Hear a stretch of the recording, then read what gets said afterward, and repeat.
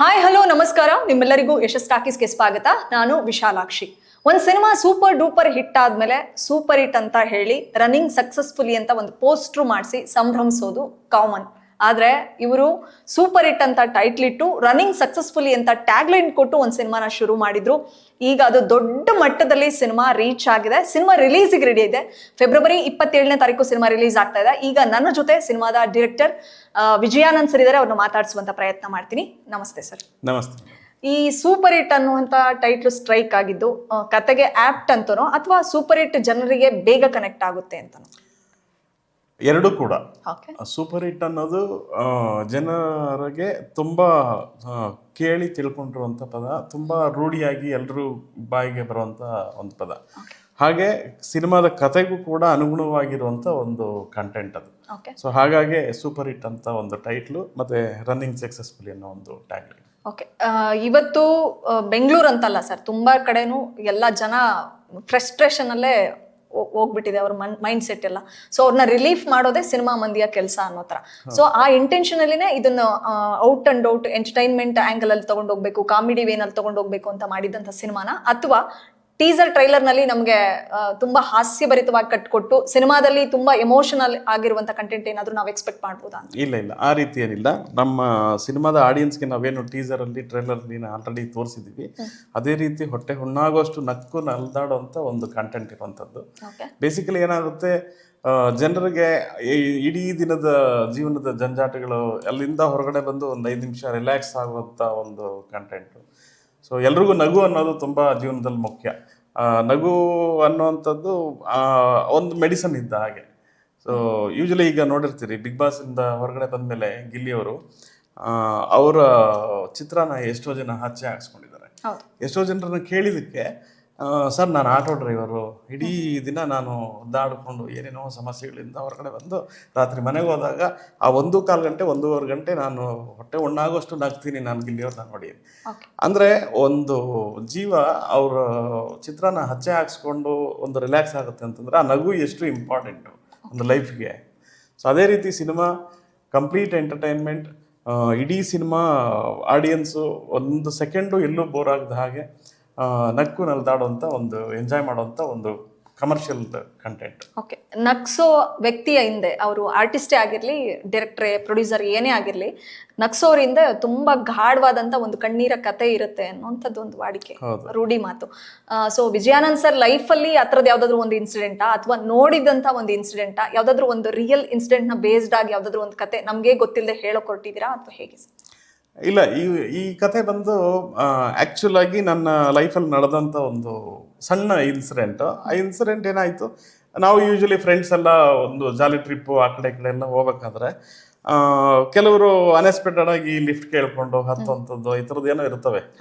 ಅವ್ರಿಗೆ ನಾವೆಲ್ಲೋ ಲಿಫ್ಟ್ ಕೊಡೋಂಥ ದಾರಿನಲ್ಲೇ ಅವ್ರನ್ನ ಕ್ಯಾಶುವಲ್ ಆಗಿ ಮಾತಾಡಿಸ್ತಾ ಅವ್ರ ಕಷ್ಟ ಸುಖಗಳು, ಅವರ ಜೀವನದ ಅನುಭವಗಳು ಪ್ರತಿಯೊಂದು ಹಂಚ್ಕೊಂಡು ಒಂದು ನಿಲ್ದಾಣ ಬರ್ತಿದ್ದಂಗೆ ಅವ್ರು ಇಳಿದು ಹೋಗ್ತಾರೆ.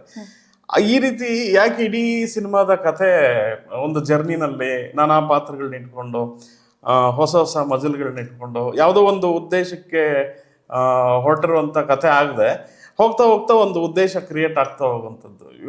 ಭಗವದ್ಗೀತೆನಲ್ಲಿ ಒಂದು ವಾಕ್ಯ ಇದೆ, ಒಂದು ಹುಲ್ಕಡ್ಡಿ ಕೂಡ ಅಲುಗಾಡಲ್ಲ ಭಗವಂತನ ಅಪ್ಪಣೆ ಇಲ್ಲದೆ ಅನ್ನೋದು. ಸೊ ಹಂಗೆ ಪ್ರತಿಯೊಂದು ಪಾತ್ರಗಳು ಸೇರೋದಕ್ಕೆ ಒಂದು ಉದ್ದೇಶ ಇದೆ ಈ ಕಥೆನಲ್ಲಿ. ಆ ಪ್ರತಿಯೊಂದು ಪಾತ್ರಗಳು ಸೇರಿ ಆ ಉದ್ದೇಶ ಏನು ಅನ್ನೋದೇ ಒಂದು ಚಿತ್ರದ ಕ್ಲೈಮ್ಯಾಕ್ಸ್. ಸೊ ಎಲ್ಲ ಪಾತ್ರಗಳು ಆ ಉದ್ದೇಶನ ಈಡೇರಿಸೋದಕ್ಕೆ ಡೈರೆಕ್ಟ್ ಆಗಿ ಅಥವಾ ಇಂಡೈರೆಕ್ಟ್ ಆಗಿ ಒಂದು ಇನ್ಫ್ಲೂಯೆನ್ಸ್ ಆಗಿ ಹೊರಗಡೆ ಬರುವಂತ. ಸೂಪರ್ ಹಿಟ್ ಕಥೆಗೆ ಫ್ರೆಂಡ್ಲಿ ಬಜೆಟ್ ವೇನಲ್ಲಿ ಯೋಚನೆ ಮಾಡಿದ್ರ ಗೌರವ್ ಮತ್ತೆ ಗಿಲ್ಲಿ ಅಂತ ಅವತ್ತಿಗೆ, ಅಥವಾ ಇಲ್ಲ ನನ್ನ ಪಾತ್ರಕ್ಕೆ ಜೀವಿಸೋದಕ್ಕೆ ಇವರಿಬ್ಬರೇ ಸೂಟಬಲ್ ಅಂತ ಇವ್ರನ್ನ ಆಯ್ಕೆ ಮಾಡಿದ, ಅಥವಾ ಹೇಗೆ? ಇಲ್ಲ, ಕಥೆಗಳು ಬರೆದಾಗ ಕೆಲವು ತುಂಬಾ ಕಾಡುತ್ತೆ. ಆಯಾ ಕಾಲಘಟ್ಟಕ್ಕೆ ತಕ್ಕಂತ ಕಲಾವಿದರು ಯಾರಿದ್ದಾರೆ ಅನ್ನೋದು ಮೈಂಡಿಗೆ ಬರ್ತಾ ಹೋಗುತ್ತೆ. ಈ ಹಿಂದೆ ಒಂದು 10 ವರ್ಷದ ಹಿಂದೆ ನಾನು ಬರೆದಂಥ ಒಂದು ಲೈನ್ ಅದು. ಆ ಲೈನ್ ಬರೆದಾಗ ನನ್ನ ಕಣ್ಮುಂದೆ ಇದ್ದಿದ್ದು ಶರಣು, ಚಿಕ್ಕಣ್ಣ, ಸೊ ಇವ್ರನ್ನ ಇಟ್ಕೊಂಡು ನಾವು ಮಾಡಿದ್ರೆ ಬೇರೆ ಏನೋ ಒಂದು ಆಗುತ್ತೆ ಅನ್ನೋ ಸೊ ಇದೇ ರೀತಿ ಒಂದಷ್ಟು ಪ್ರಯತ್ನಗಳು, ನಿರ್ಮಾಪಕರ ಹುಡುಕಾಟ, ಸೊ ಹಿಂಗೆ ಆ ಕಾಲಘಟ್ಟ ಸವಿತು. ಈಗ ಅವರು ಸೂಪರ್ ಸ್ಟಾರ್ಗಳಾಗಿದ್ದಾರೆ. ಸೊ ನಮ್ಮ ಬಜೆಟ್ಗೆ ಮತ್ತೆ ನಮ್ಮ ಟೈಮ್ಗೆ ನಾವು ಅವ್ರಿಗೆ ಅಪ್ರೋಚ್ ಮಾಡಿ ಮಾಡೋಂಥ ಸೊ ನಾವು ನಮಗೇನಂತಂದ್ರೆ ಸಿಗೋಂಥ ಅವಕಾಶನ ಅದ್ಭುತವಾಗಿ ನಾವು ಬಳಸ್ಕೊಳ್ಳೋಂಥ ಒಂದು ವೇದಿಕೆ ಆಗಲಿ ಇದು ಸಿನಿಮಾ ಅಂತ ಹೇಳಿ ನಮ್ಮ ನಿರ್ಮಾಪಕರು ಏನಿದ್ದಾರೆ, ನಿರ್ಮಾಪಕರು ಸಿಕ್ಕ ತಕ್ಷಣ ಒಂದು 3-4 ಕಥೆಗಳೆಲ್ಲ ಡಿಸ್ಕಷನ್ ಆಯಿತು. ಈ ಕತೆ ಹೇಳ್ತಿದ್ದಂಗೆ ಅವರು ತುಂಬ ಖುಷಿಪಟ್ಟರು, ಇಲ್ಲ ಇದು ವರ್ಕ್ ಆಗುತ್ತೆ ಅಂತ. ಸೊ ಈ ಕಾಲಘಟ್ಟಕ್ಕೆ ಯಾರನ್ನ ಇಟ್ಕೊಂಡು ನಾವು ಮಾಡ್ಬೋದು ಅಂತಂದಾಗ ಸೊ ಗೌರವ್ ಶೆಟ್ಟಿ ಅವರು ಆಲ್ರೆಡಿ ಯೂಟ್ಯೂಬಲ್ಲಿ ಸಾಕಷ್ಟು ಶಾರ್ಟ್ ಫಿಲ್ಮ್ಗಳು, ಕಾಮಿಡಿ ಇದೆಲ್ಲ ಮಾಡಿ ಅವರು ಎಸ್ಟಾಬ್ಲಿಷ್ ಆಗಿದ್ರು. ಹಾಗೆ ಗಿಲ್ಲಿ ನಟ ಅವರು ಕೂಡ ಬೇರೆ ಬೇರೆ ಪ್ಲಾಟ್ಫಾರ್ಮ್ಗಳಲ್ಲಿ, ರಿಯಾಲಿಟಿ ಶೋಸ್ಗಳಲ್ಲಿ ಕಾಮಿಡಿ ಮಾಡ್ತಾ ಅವರು ಎಸ್ಟಾಬ್ಲಿಷ್ ಆಗಿದ್ರು. ಸೊ ಈ ಇಬ್ಬರು ಕಲಾವಿದರನ್ನ ಇಟ್ಕೊಂಡು ನಾವು ಮಾಡೋಣ, ಅದು 100% ವರ್ಕ್ ಆಗುತ್ತೆ. ಯಾಕಂದ್ರೆ ಇಬ್ಬರದು ಜುಗಲ್ಬಂದಿ ಸಖತ್ತಾಗಿ ವರ್ಕ್ ಆಗಿದೆ ಸಿನಿಮಾದಲ್ಲಿ.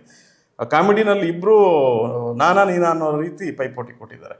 ಸೊ ಆಮೇಲೆ ಬೇಸಿಕಲಿ ರೈಟರ್ ಆಗಿರೋದ್ರಿಂದ ನಮಗೆ ಆ ಸೆನ್ಸ್, ಒಂದು ಕಾಮಿಡಿ ಅಂತಂದ್ರೆ ವಲ್ಗರ್ ಇಲ್ಲದೆ, ಡಬಲ್ ಮೀನಿಂಗ್ ಇಲ್ಲದೆ ಯಾವ ರೀತಿ ಜನರನ್ನ ರಂಜಿಸ್ಬೋದು, ಅದು ಈ 2 ಕ್ಯಾರೆಕ್ಟರ್ಗಳು ಇನ್ನೂ ಅದ್ಭುತವಾಗಿ ಅದನ್ನ ಹೊರತೆಗೆದಿದ್ದಾರೆ. ಅದು ಖುಷಿ ಕೊಡುವಂಥ ವಿಚಾರ. ಓಕೆ, ಬರಹಗಾರರಾಗಿ ಸುಮಾರು 70-80 ಸಿನಿಮಾಗಳಿಗೆ ರೈಟರ್ ಕೆಲಸ ಮಾಡಿದ್ರಿ ಅಂತ ಗೊತ್ತು. ಸೊ ಆ 70-80 ಸಿನಿಮಾಗಳಲ್ಲಿ ತುಂಬಾ ಅಂದ್ರೆ ಇದೆ ಸೂಪರ್ ಹಿಟ್ ಅಂತ ಅನ್ಸ್ಕೊಂಡಂತ ಸಿನಿಮಾಗಳದ್ದು 1-2 ಹೆಸರು ಮೆನ್ಷನ್ ಮಾಡ್ಬೋದು ಸರ್? ನಾನು ಪುನೀತ್ ಸರ್ದು ರಾಜ್ ವರ್ಕ್ ಮಾಡಿದೆ, ಅದಕ್ಕೆ ರೈಟರ್ ಆಗಿ, ಕೋ ಡೈರೆಕ್ಟರ್ ಆಗಿ. ಅದು ಒಂದು ಬೇರೆ ಲೆವೆಲ್ ಅನುಭವ ಇಡೀ ಲೈಫಲ್ಲಿ. ಅದಾದ ನಂತರ ದಂಡುಪಾಳ್ಯ ವರ್ಕ್ ಮಾಡಿದೆ. ಅದು ಸ್ಕ್ರಿಪ್ಟ್ ಲೆವೆಲಿಂದನೂ ಅದು, ಯಾಕಂದ್ರೆ ನೈಜ ಘಟನೆ ಅದು. ಆ ನೈಜ ಘಟನೆಯನ್ನು ನಾವು ರಿಸರ್ಚ್ ಮಾಡಿ, ನಾವೇನೋ ಕಟ್ಕತೆ ಹೇಳೋಕ್ಕಾಗಲ್ಲ ಅಲ್ಲಿ. ಸೊ ಅಲ್ಲಿ ನಾನು ರಿಸರ್ಚ್ ಮಾಡಿ ಅದ್ರ ಜೊತೆ ಜರ್ನಿ ಮಾಡಿ ಒಂದು 6 ತಿಂಗಳು, ಅದಾದ ನಂತರ ಬರೆದಂಥ ಒಂದು ಸಿನಿಮಾ ಡೈಲಾಗ್ಸು. ಅದು ಕೂಡ ತುಂಬ ಒಳ್ಳೆ ದೊಡ್ಡ ಮಟ್ಟದ ಯಶಸ್ಸು ಮತ್ತು ಒಂದು ಒಳ್ಳೆ ಹೆಸರು ತಂದು ಕೊಡ್ತು. ಈ ಎಲ್ಲ ಅನುಭವಗಳು ನನಗೇನಾಗುತ್ತೆ, ಪಕ್ವ ಮಾಡ್ತಾ ಹೋಗುತ್ತೆ ಒಬ್ಬ ರೈಟರ್ನ, ಒಬ್ಬ ನಿರ್ದೇಶಕನ, ಒಳಗಿರುವಂಥ ನಿರ್ದೇಶಕನ. ಸೊ ಏನು ಮಾಡಿದ್ರೆ ಏನಾಗುತ್ತೆ ಅನ್ನೋದು ಒಂದಷ್ಟು ನಿದರ್ಶನ, ಒಂದಷ್ಟು ಅನುಭವಗಳು, ಇನ್ನೊಂದಷ್ಟು ಕಲ್ಪನೆಗಳನ್ನು ಪ್ರಾಕ್ಟಿಕಲ್ ಆಗಿ ಯಾವ ರೀತಿ ನಾವು ಪ್ರೊಜೆಕ್ಟ್ ಮಾಡ್ಬೋದು ಅನ್ನೋದೊಂದು ಕೆಲಸ. ಆ ಕೆಲಸನ ನಾವು ಮಾಡ್ತಾ ಮಾಡ್ತಾ ಮಾಡ್ತಾ ಅದರಲ್ಲಿ ನಾವು ಸ್ಯಾಟಿಸ್ಫ್ಯಾಕ್ಷನ್, ಅದು ನನ್ನೊಬ್ಬನಿಗೆ ಅಲ್ಲ, ಇಡೀ ಸಿನಿಮಾದ ಸೆಟ್ಟಲ್ಲಿ ಪ್ರತಿಯೊಬ್ಬರಿಗೂ ಅದು ನಗು ತರಿಸುವಂಥ ಒಂದು ಸನ್ನಿವೇಶ, ಡೈಲಾಗ್ಸು, ಆವಾಗ ನಮಗೆ ತೃಪ್ತಿ ಆಗುತ್ತೆ. ಸೊ ಇಲ್ಲ, ಈ ಸೆಟ್ಟಲ್ಲಿ ಎಲ್ಲರೂ ನಗ್ತಿದ್ದಾರೆ ಅಂದರೆ ಇದು ವರ್ಕ್ ಆಗಿದೆ. ಯಾಕೋ ಡಲ್ ಆಗಿದ್ರೆ ಅದನ್ನ ಇಮಿಡಿಯೇಟ್ ನಾವು ನಗೋ ಥರದ್ದು ಏನು ಚೇಂಜ್ ಮಾಡ್ಬೋದು ಅನ್ನೋ ಥರದ್ದು ಒಂದಷ್ಟು ಬೆಳವಣಿಗೆ. ಓಲ್ಡ್ ಮುನಿಸ್ವಾಮಿ ಮತ್ತೆ ಕೃಷ್ಣ ಟಾಕೀಸ್ ನಂತರ ಗ್ಯಾಪ್ ಯಾಕಾಯ್ತು ಸರ್? ಅಂದ್ರೆ ಡೈರೆಕ್ಷನ್ ಕಡೆ ಒಲವು ತೋರಿಸ್ಲೇ ಇಲ್ವಾ, ಅಥವಾ ಪ್ರೊಡ್ಯೂಸರ್ ಹುಡುಕಾಟದಲ್ಲಿದ್ರಾ, ಅಥವಾ ಕತೆ ಬರೆಯುವಂತ ಹಂತದಲ್ಲಿದ್ರಾ? ಇಲ್ಲ, ಓಲ್ಡ್ ಮುನಿಸ್ವಾಮಿ ಆದಮೇಲೆ ತುಂಬಾ ಸ್ಟ್ರಾಂಗ್ ಆಗಿ ಒಂದು ಅದ್ಭುತವಾದ ಕಥೆನ ಮಾಡಬೇಕು ಅಂತ ಹೇಳಿ 2 ವರ್ಷ ನಾನು ಬರೆದಂಥ ಕತೆ ಕೃಷ್ಣ ಟಾಕೀಸ್. ಅದು ಏನಕ್ಕೆ ಅಂತಂದ್ರೆ, ಅಲ್ಲಿವರೆಗೂ ಅಜಯ್ ರಾವ್ ಸರ್ಗೆ ಏನಿತ್ತು ಇಮೇಜ್, ಒಂದು ಲವರ್ ಬಾಯ್ ಇಮೇಜ್ ಇತ್ತು. ಸೊ ಕೃಷ್ಣ ಸೀರೀಸ್ ಅಲ್ಲೇ ಕಂಪ್ಲೀಟ್ ಎಲ್ಲ ಲವರ್ ಬಾಯ್ ಆಗಿ ಅವರು ಮಿಂಚ್ತಾ ಇದ್ರು. ಸೊ ಕೃಷ್ಣ ಟಾಕೀಸ್ ಅಲ್ಲಿ ಫಸ್ಟ್ ಟೈಮ್ ಒಂದು ಆಂಗ್ರಿ ಯಂಗ್ ಮ್ಯಾನ್ ಆಗಿ, ಒಂದು ಸಸ್ಪೆನ್ಸ್ ಥ್ರಿಲ್ಲರ್, ಹಾರರ್ ಎಲಿಮೆಂಟ್ಸ್ ಇಟ್ಕೊಂಡು ಮಾಡಿದಂಥ ಸಿನಿಮಾ. ಈ ಕೆಲವು ಕಥೆಗಳು ಸುಮ್ಮನೆ ಏನೋ ನಿರ್ಮಾಪಕರು ಬಂದರು, ಅವಕಾಶ ಸಿಕ್ತು ಅಂತ ಮಾಡೋದಕ್ಕಿಂತ ನಮ್ಮನ್ನ ಅದು ಕಾಡ್ತಾ ಹೋದ್ರೆ ಜನರ ಮನಸ್ಸಲ್ಲಿ ಅದು ಉಳ್ಕೊಳ್ಳುತ್ತೆ ಅನ್ನೋದು ನನ್ನ ಸ್ಟ್ರಾಂಗ್ ಬಿಲೀವ್ನೆಸ್. ಹಾಗಾಗಿ ನಾನು ಇನ್ನೊಂದಷ್ಟು ಟೈಮ್ ತಗೊಂಡು ಒಂದು ಒಳ್ಳೆ ಕತೆ ಮಾಡೋಣ ಅಂತ ಹೇಳಿ ಒಂದಷ್ಟು ಆ ಕಥೆಗಳು ಮಾಡ್ತಾ ಮಾಡ್ತಾ ನಿರ್ಮಾಪಕರ ಹುಡುಕಾಟಗಳಲ್ಲಿ ಇದ್ವಿ. ಜೊತೆಗೆ ಸಾಕಷ್ಟು ಬರವಣಿಗೆಗಳಲ್ಲಿ ಬ್ಯುಸಿ ಆಗಿದ್ದೆ, ಬೇರೆ ಬೇರೆ ಸಿನಿಮಾಗಳ ಡೈಲಾಗ್ಸು, ಸ್ಕ್ರಿಪ್ಟ್ ಡಿಸ್ಕಷನ್ಸು ಅಂತ. ಅದ್ರ ಮಧ್ಯೆ ಈ ಸಿನಿಮಾ ಲೈನಪ್ ಆಗೋದಕ್ಕೆ ಈ ಟೈಮ್ ತಗೊಳುತ್ತೆ. ಓಕೆ, ನಿಮ್ಮ ಕರಿಯರ್ಗೆ ಮತ್ತೆ ನಿಮ್ಮ ಲೈಫಿಗೆ ಅಣ್ಣ ಬೆನ್ನೆಲುಬು, ಬಟ್ ಈ ಸಿನಿಮಾದಲ್ಲಿ ಬರ್ತಕ್ಕಂಥ ಪ್ರೇಮಿಗಳಿಗೆ ದುಶ್ಮನ್ನು ಅಥವಾ ವಿಲನ್ನು. ಸೊ ಅಣ್ಣನಿಗೆ ಬರೆದಂಥ ಪಾತ್ರ, ಅವ್ರು ಜೀವಿಸಿದಂತಹ ಒಂದು ರೀತಿ ಏನು ಹೇಳ್ತೀರಿ? ಅಣ್ಣ ಬಂದು ಸಿನಿಮಾಗೆ ಸಾಹಿತ್ಯ ಮತ್ತು ಸಂಗೀತ ಎರಡನ್ನೂ ನೀಡಿದ್ದಾರೆ. ಜೊತೆಗೆ ಆ ಪಾತ್ರ ಬರಿಬೇಕಾದ್ರೇ ಇಲ್ಲ ಇದು ಇವ್ರು ಮಾಡಿದ್ರೆ ಚಂದ, ಅಲ್ಲಿವರೆಗೂ ಸಣ್ಣ ಪುಟ್ಟ ಪೋಷಕ ಪಾತ್ರಗಳು ಮೇನ್ ಲೀಡಲ್ಲಿ ಬೇರೆ ಬೇರೆ ಮಾಡಿದ್ದಾರೆ. ಒಂದು ಡಾನ್ ಪಾತ್ರ ಯಾವುದು ಸಿನಿಮಾದಲ್ಲಿ ಪ್ರೆಸೆಂಟ್ ಮಾಡಿಲ್ಲ ಅವರು. ಅವರೊಳಗಿರುವಂಥ ಒಬ್ಬ ಡಾನ್ ಹೊರಗಡೆ ಬರಲಿ ಪಾತ್ರದ ಮೂಲಕ ಅಂತ ಹೇಳಿ ಆ ಕ್ಯಾರೆಕ್ಟರ್ನ ಬಿಲ್ಡ್ ಮಾಡಿದ್ವಿ. ಅದು ತುಂಬ ಅದ್ಭುತವಾಗಿ ವರ್ಕ್ ಆಗಿದೆ ಆನ್ ಸ್ಕ್ರೀನು. ಟೀಸರಲ್ಲಿ ಈಗಾಗಲೇ ನೀವು ನೋಡಿರ್ಬೋದು. ಸೊ ಅದು ಎಂಟರ್ಟೈನ್ ಆಗೂ ಇದೆ, ಜೊತೆಗೆ ಒಂದು ನೋಡ್ತಿದ್ದಂಗೆ ಇವರು ಡಾನ ಅನ್ನೋ ಒಂದು ಭಯಭೀತರ ಆಗುವಂಥ ಒಂದು ಸನ್ನಿವೇಶನೂ ಇದೆ. ಅದನ್ನೆಲ್ಲ ಹೆಂಗೆ ನಿಭಾಯಿಸ್ಕೊಂಡು ಈ 3 ಪಾತ್ರಗಳು ಬರ್ತಾರೆ ಅನ್ನೋದು ಒಂದು ಮೇನ್ ಸ್ಟ್ರೀಮಲ್ಲಿ ಹೋಗುವಂಥದ್ದು. ಓಕೆ ಸರ್, ಇವತ್ತಿಗೆ ಇನ್ನೊಂದು 10 ಡೇಸ್ ಉಳ್ಕೊಂಡಿದೆ. ಸೂಪರ್ ಹಿಟ್ ಸಿನಿಮಾನ ಥಿಯೇಟರ್ಗೆ ಬಂದು ನೋಡಬೇಕು ಪ್ರೇಕ್ಷಕ ಅನ್ನೋದಾದ್ರೆ ಏನು ಹೊಸತನ ಇದೆ? 1-2-3 ಪಾಯಿಂಟ್ಸ್ನ ಹೇಳೋದಾದ್ರೆ. ಇಲ್ಲಿವರೆಗೂ ನನ್ನ ಅನುಭವದಲ್ಲಿ ಅಥವಾ ನನ್ನ ತಿಳುವಳಿಕೆ ಪ್ರಕಾರ ಕನ್ನಡದಲ್ಲಿ ಹಾಸ್ಯಭರಿತ ಚಿತ್ರಗಳು ಸಾಕಷ್ಟು ಬಂದಿದೆ, ಹಾರರ್ ಬಂದಿದೆ, ಸಸ್ಪೆನ್ಸ್ ಬಂದಿದೆ. ಆದರೆ ಸಸ್ಪೆನ್ಸ್ ವಿತ್ ಥ್ರಿಲ್ಲರ್ ಜೊತೆಗೆ ಹಾಸ್ಯ ಇಟ್ಕೊಂಡು ಬಂದಂಥ ಸಂಖ್ಯೆಗಳು ಕಮ್ಮಿ ಚಿತ್ರಗಳು. ಅಂಥ ಒಂದು ಚಿತ್ರ ಇದು. ಬರೀ ಕಾಮಿಡಿ ಅಲ್ಲದೆ ಕೊನೆಯವರೆಗೂ ಏನು ಏನು ಏನು ಅನ್ನೋ ಒಂದು ಕುತೂಹಲ ಇಟ್ಕೊಂಡು ಆಡಿಯನ್ಸು ಸೀಟ್ ಎಡ್ಜಲ್ಲಿ ಕೂತ್ಕೊಳ್ಳುವಂಥ ಒಂದು ಸಿನಿಮಾ ಕಂಟೆಂಟ್. ಅದ್ರ ಜೊತೆಗೆ ಎಲ್ಲೂ ಕೂಡ ಬೋರ್ ಆಗಲ್ಲ ನಿಮಗೆ. ಪ್ರತಿ 10 ನಿಮಿಷಕ್ಕೂ ಒಂದು ಹೊಸ ಪಾತ್ರಗಳು, ಹೊಸ ಮಜಲುಗಳು, ಹೊಸ ತಿರುವು ಕಥೆನಲ್ಲಿ ಹೋಗ್ತಾ ಹೋಗುತ್ತೆ. ಯಾರು ಕೂಡ ಕೊನೆವರೆಗೂ ಇದು ಕತೆ ಇದೆ ಅಂತ ಮುಂಚೆನೆ ಪ್ರಿಡಿಕ್ಟ್ ಮಾಡುವಂಥ ಒಂದು ಸೀನ್ ಕೂಡ ಇಲ್ಲ ಈ ಸಿನಿಮಾದಲ್ಲಿ. ಅದು ಪ್ರಾಮಿಸಿಂಗ್ ಆಗಿದೆ. ಓಕೆ, ಬಿಫೋರ್ ಏನಾದರೂ ಕಮರ್ಷಿಯಲಿ ಸಿನಿಮಾ ಬಿಸ್ನೆಸ್ ಮಾಡಿದೆಯಾ ಸರ್? Last question. ಇಲ್ಲ, ಸಾಕಷ್ಟು ಮಾತುಕತೆಗಳು ನಡೀತಾ ಇದ್ದಾವೆ. OTT ಚಾನಲ್ಗಳದ್ದು ಒಂದಷ್ಟು ನಡೀತಾ ಇದ್ದಾವೆ. ಒಂದೊಳ್ಳೆ ಆಪ್ಷನ್ನು ಬಂದಮೇಲೆ ಇಮಿಡಿಯೇಟ್ ನಾವು ಅದನ್ನು ವ್ಯವಹಾರದ ರೀತಿಯಲ್ಲಿ ಏನಿದೆಯೋ ಅದನ್ನು ವೈಂಡ್ ಅಪ್ ಮಾಡೋಣ ಅಂತ ವೆಯ್ಟ್ ಮಾಡ್ತಾ ಇದ್ದೀವಿ. ಬಟ್ ಬೇಡಿಕೆ ಅಂತೂ ತುಂಬಾ ಬರ್ತಾ ಇದೆ. ನಾವು ಇಲ್ಲಿವರೆಗೂ ಕಾದಿದ್ದೀವಿ. ಸೊ ಇನ್ನೊಂದಷ್ಟು ಇನ್ನೇನು ರಿಲೀಸ್ ಹತ್ರದಲ್ಲಿ ಇದೀವಲ್ಲ, ಇನ್ನೊಂದಷ್ಟು ವೆಯ್ಟ್ ಮಾಡಿ ಆಮೇಲೆ ಬಿಸ್ನೆಸ್ನೆಲ್ಲ ಮಾಡ್ಕೊಳ್ಳೋಣ ಅಂತ planning. Final words through audience. So ಎಲ್ರಿಗೂ ನಮಸ್ಕಾರ. ನಾನು ವಿಜಯಾನಂದ್, ಸೂಪರ್ ಹಿಟ್ ಚಿತ್ರದ ನಿರ್ದೇಶಕ. ಇದೇ 27ನೇ ತಾರೀಕು ಫೆಬ್ರವರಿ ಕರ್ನಾಟಕದಾದ್ಯಂತ ಸೂಪರ್ ಹಿಟ್ ಚಿತ್ರ ಬಿಡುಗಡೆ ಆಗ್ತಾ ಇದೆ. ಮೊದಲನೇ ಬಾರಿಗೆ ಗಿಲ್ಲಿ ನಟ ಹಾಗೂ ಗೌರವ್ ಶೆಟ್ಟಿ ನಾಯಕ ನಟರಾಗಿ ಲಾಂಚ್ ಆಗ್ತಿರುವಂಥ ಸಿನಿಮಾ. ಎಲ್ಲರನ್ನೂ ಹೊತ್ತು ಮೆರೆಸಿ ಕೊಂಡಾಡಿ ಒಂದು ಸಿನಿಮಾನ ಸೂಪರ್ ಹಿಟ್ ಮಾಡೋಂಥದ್ದು ನಿಮ್ಮ ಕೈಲಿದೆ. ಅದೇ ರೀತಿ ಆಲ್ರೆಡಿ ಸೂಪರ್ ಹಿಟ್ ಅನ್ನೋ ಒಂದು ಟೈಟಲ್ನ ಹೊತ್ಕೊಂಡು ರನ್ನಿಂಗ್ ಸಕ್ಸಸ್ಫುಲಿ ಅನ್ನೋ ಒಂದು ಟ್ಯಾಗ್ಲೈನ್ನ ಹೊತ್ಕೊಂಡು ಬರ್ತಾ ಇದ್ದೀವಿ ನಿಮ್ಮ ಮುಂದೆ. ಈ ಸಿನಿಮಾನು ಕೂಡ ನಿಜವಾದ ಸೂಪರ್ ಹಿಟ್ ಆಗಲಿ ಅಂತ ನನ್ನ ಆಸೆ. ಅದೆಲ್ಲ ನಿಮ್ಮ ಶಿಳ್ಳೆ ಮತ್ತು ಚಪ್ಪಾಳೆ ಮೂಲಕನೇ ಸಾಧ್ಯ.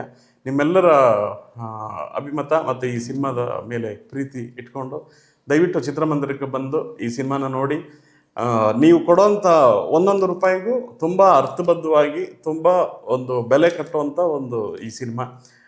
ಎಲ್ಲೂ ಕೂಡ ನಿಮಗೆ ಎಳ್ಳಷ್ಟು ಮೋಸ ಆಗದೆ, ಎಳ್ಳಷ್ಟು ಬೋರ್ ಆಗದೆ ಇರುವಂಥ ಒಂದು ಸಿನಿಮಾ. ದಯವಿಟ್ಟು ಚಿತ್ರಮಂದಿರದಲ್ಲಿ ಇದೇ 27ನೇ ತಾರೀಕು ಫೆಬ್ರವರಿ ಬಂದು ನೋಡಿ, ನಮ್ಮನ್ನು ಬೆಂಬಲಿಸಿ.